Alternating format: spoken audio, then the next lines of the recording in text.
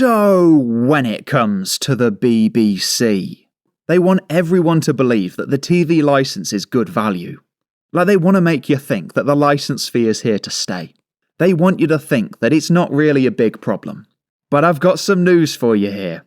It looks like we are absolutely winning. Because it says that the BBC has announced a net reduction of 130 news and current affairs jobs. And straight out the gate, when anyone loses their job, doesn't matter who it is, what it was, or what they were doing, it is absolutely nothing to celebrate. But this problem right here, this has come directly from the BBC. Like, they're the ones, like, not the staff members. The BBC are at fault.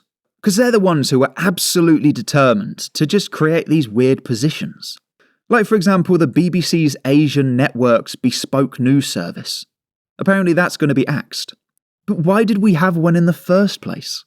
Like, these people, they can't just go on Al Jazeera? They can't just go on some random obscure news website?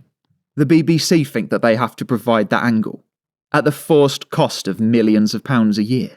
So I don't think anyone's going to miss that. But like I said, the BBC, they're the ones that wanted this. And they're the ones that created these jobs. So in all fairness, don't blame the people, just blame the BBC.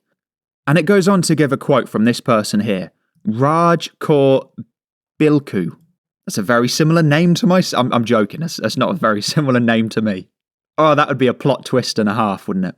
But it's, no, I'm very English, I can assure you.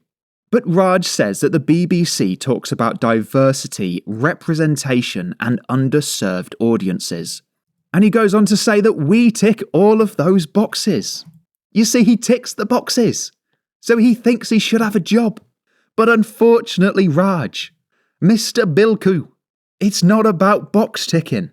It is about providing a good service that people watch. And when it comes to the BBC, they're none of those things. Like, they're not providing a good service, and in return, nobody is watching them. And honestly speaking, I cancelled my TV licence in January of 2023.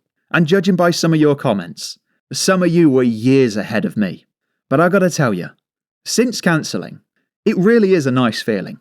Like, when you come to any of these BBC headlines, just to know that you've done absolutely nothing to fund it.